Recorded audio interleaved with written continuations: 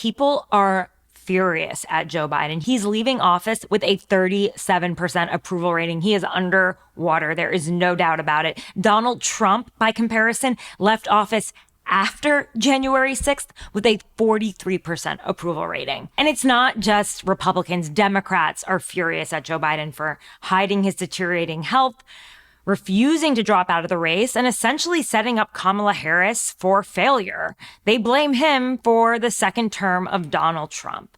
But how will history really look back at the story of Joe Biden, his 50 years in service? Take a look at George W. Bush. He left office with an even lower approval rating, 33%, when he handed President Obama a recession, a housing crisis, and 2 wars, one in Iraq and Afghanistan. After staying quiet for 10 years and painting wounded warriors, his approval rating nearly doubled to 61% during the second year of Trump's term. Democrats missed him. They said George Bush was a nice Republican compared to Donald Trump. It's all relative, I guess, right? So how will we look at Joe Biden after Donald Trump's term, with some distance from his pardoning of Hunter, of the runaway inflation and immigration? Will we see him as the president who lifted the country out of the trauma of COVID, who passed some historic climate change initiatives and a major infrastructure bill? To talk about all of that, I have presidential historian Douglas Brinkley on the show. He's interviewed a number of presidents, and he can really give us an idea of what some distance will tell about the story of Joe Biden and his legacy. The good news for Joe Biden is we tend to do an upward revision when somebody passes. That's because the media does such coverage of it. And people, when somebody dies, you're looking for the high water marks and not dwelling on the low. And so when you're looking at Joe Biden's, large career, people will find some nuggets of legislative success, his knowledge on international affairs. But it starts becoming a resume, and 8 years as a vice president. In the end, it'll be about how his presidency, as you suggest, is looked at. One thing to keep in mind, I would pay attention to the 1976 election and the 1980 elections. In 76, you had sitting President Gerald Ford. But people forget, yes, Jimmy Carter barely won in 76. The, one-term governor from Georgia came in, Ford botched the debate, and Carter squeaks by. But what damaged President Ford, and what he had told me, I would do interviews with him at Rancho Mirage, is his anger at Ronald Reagan. He felt that within the Republican Party, the conservatives were abandoning Ford for being a moderate, and for siding with Democrats, particularly on the Helsinki Accords with human rights, on dealing with the Panama issues. He wasn't ardent enough, that he had, wasn't signing up for no new taxes kind of motif. So Reagan caused for perhaps the election in 76. And then you cut to 1980. Jimmy Carter had told me the same thing. He's not angry that he lost to Reagan. That's politics. What he was more upset about is Ted Kennedy's challenge of him, meaning damaging and denting him. And so by the time, Biden has a different view of what's happened this past year than perhaps historians, journalists, and other commentators, because the Biden view of it is he was doing swimmingly well. He knew how to beat Trump. Yes, he screwed up in the debate, but he should have hung in there and could have won, because he was the secret key to the white working class of Pennsylvania and Michigan, Wisconsin, those key states. And alas, there was a revolt in his own party. In that challenge, it didn't come from, it came from a figure, I think, Nancy Pelosi, who, along with Chuck Schumer, Pelosi and Schumer, with a kind of a nod of support from the Obama team in a way, but they said, "No, you're gone." And as soon as that happened, his legacy was going to be determined on whether Kamala Harris won. Their one scenario would have been Biden blew the debate, but he's such a nice man, and he turned over what could have been the autumn. He had all the electoral delegates, but he gave them to Kamala Harris in money, and she wins, first woman in U.S. history. We would be looking at an inaugural here where Biden is lionized. The other scenario was what happened. Donald Trump wins, and with Trump winning, the big loser becomes Biden, because in the end, the Democrats rallied behind Biden because they thought he can keep beating Trump. He beat him once, he can beat him again. Now that didn't happen, Trumpism is alive and well. MAGA world is alive and well, and Biden is being talked about with cognitive decline and screwing up the Democratic Party and leading a leadership void. So I think his legacy was tied to the election, and it didn't turn out well. Right. And I think there's one other point to make, that you could say, sure, Nancy Pelosi and Chuck Schumer pushed him out, and he was so gracious just to give, the president's the candidacy over to Kamala Harris. But he was also severely lagging behind Trump after that debate. I mean, he was in 36% approval rating, which is about where he's hovering right now. But he was in no shape to actually run against Donald Trump and win. It was the only way to save the party. So he can seem, and perhaps a lot of people would say the fact that it took him so long to understand that that's where he stood is that actually hurt the party and dragged them down. I agree with that. Look, yeah. Biden, those early guys like, Ezra Klein or David Axelrod, James Carville, and others were warning this is a problem. The reports were that Biden was not ready for prime time, to put it mildly. And I realized something was wrong when he refused to do the Super Bowl. You get a freebie to talk to that many millions of people, and Biden's team didn't have confidence in him talking to a reporter.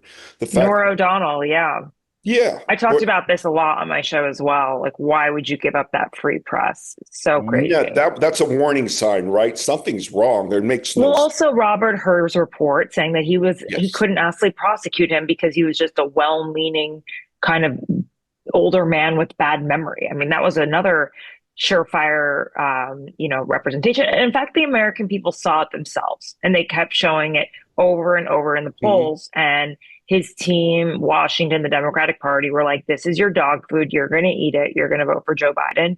And they were like, no, they don't want it. And then once it became so blatantly obvious the emperor has no clothes, like you couldn't step away from it. So, well, I'm on the record. After the debacle between Trump and Biden, the very next morning early, I was on MSNBC Morning Show, and you could pull up the clip. And I said, Biden's got to go step down now and turn over the presidency to Kamala Harris, because you can't step down from office. Yes, say for health reasons, I'm going to turn over, and then he would have been better shape, because he would have then allowed Harris to be running as the sitting president of the United States, would have allowed her to go on European trips or do things around the country as the sitting president. And at the worst case scenario, Biden would be remembered for giving America our first woman president. Turning over power to her. So it would have been a big plus when you're doing this legacy add-up game. But of course, that didn't happen. I do agree that it was going to be too late in the game to open up the Chicago convention, to 10 people fighting. And because we don't have time to get into it, but I'm sure you know how the money was tied to Biden-Harris. Yeah. So at that point, it kind of had to be Harris. But I thought the best thing was just for health reasons, say, look, I'm going to step down. We have a new president, Kamala Harris. I'll be advising her. It would have been that would have been noble, but alas, he kind of muddied the water in the fall. Anytime he showed up, Biden, once he put on a Trump hat, and then when Kamala Harris had her big rally on the White House lawn, a very fine speech in so many ways, and then Biden stepping on it with playing the whole word garbage game, and he just was flat in 2024, and he's leaving office as a flat tire. Yeah, I mean, he would not hand over the keys, the car. It was He would not. like, yeah, he just wouldn't do it. In fact, he held on for so long, he was indignant. It made people even more angry at him, which I think also further impacted his legacy. I mean, his party is furious with him right now. They blame him for the loss, not Kamala Harris. And, I really think about it and I'm like, even now, you know, why was Joe Biden deemed not fit enough to run for office? Or to serve another term. And yet he's still been in power this entire time. And I think even last week with the entire, with the debacle over the short-term funding bill, I know the Republicans sort of turned it into a big disaster and they tried to torpedo the bill that they had agreed to.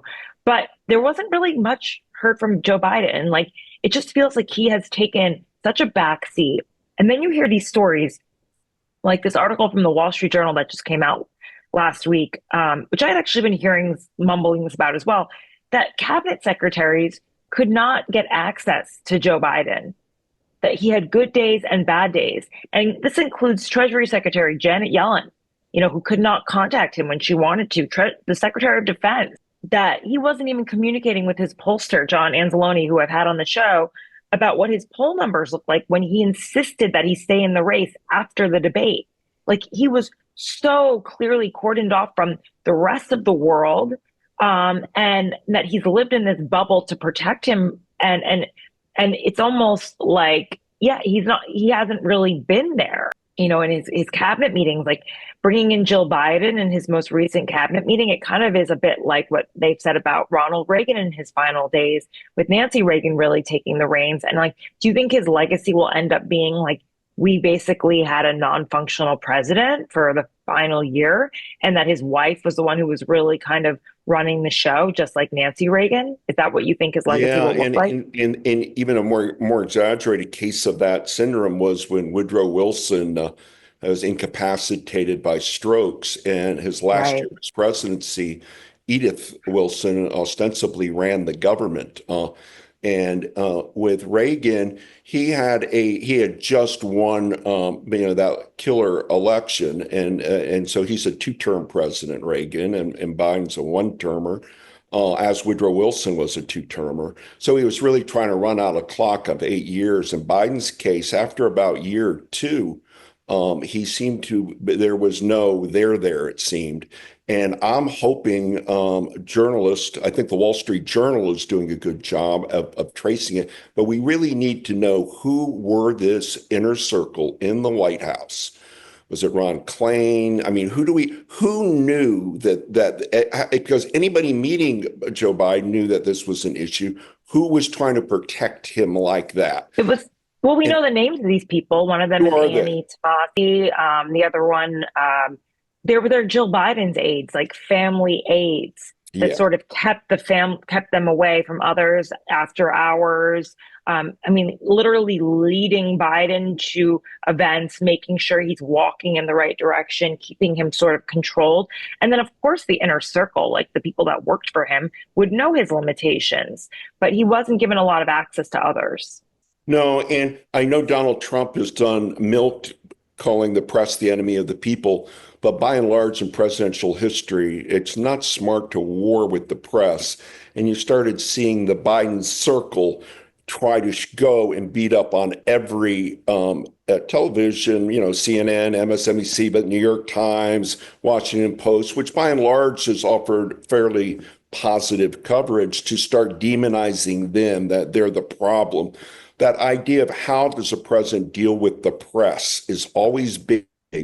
And Biden had a career where he talked to the press liked him. He'd been, Mm, living off on the Amtrak route from, Wilmington to DC. He's mm. kind of was in the mix. And suddenly his aides going after every reporter or anybody they see on TV saying Biden might be too old. They came like Oh punch. yeah, they did it to me years ago, Yeah. 2 years ago. But it was like privately, quietly bullying. Just keep. It's not wasn't public, but and then also just not offering anyone any access. He did Yes, barely they any should. interviews with anyone. Like, It that's a way costs to hurt the press as well. It hurts the press, but now we know the reason why. Nobody believed letting him loose doing a free talk with for a magazine for an Mm. hour that it would produce a train wreckage of verbiage, and it would Yeah. create problems. But look, what did Biden would be remembered for? I think the Inflation Reduction Act was epic, but because they buried climate in it, it didn't satisfy climate activists. So, I mean, climate change maybe 100 years from now, it may be a key issue, like who did what when.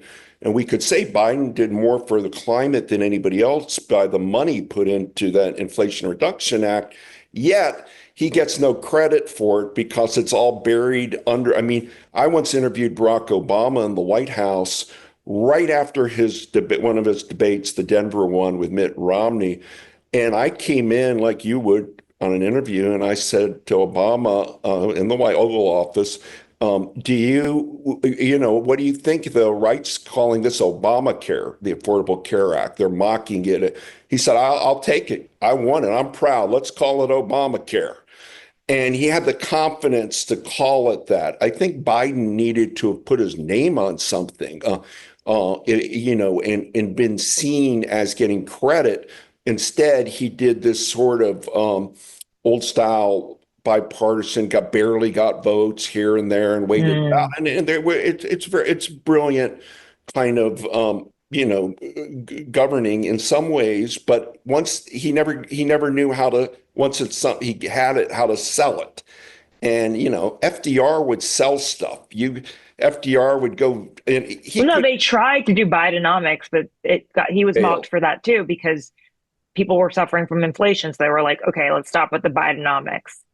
It may have had to have been attached to that, and Bidenomics, and I shot it. I mean, it was the worst thing because nobody was happy with the economy.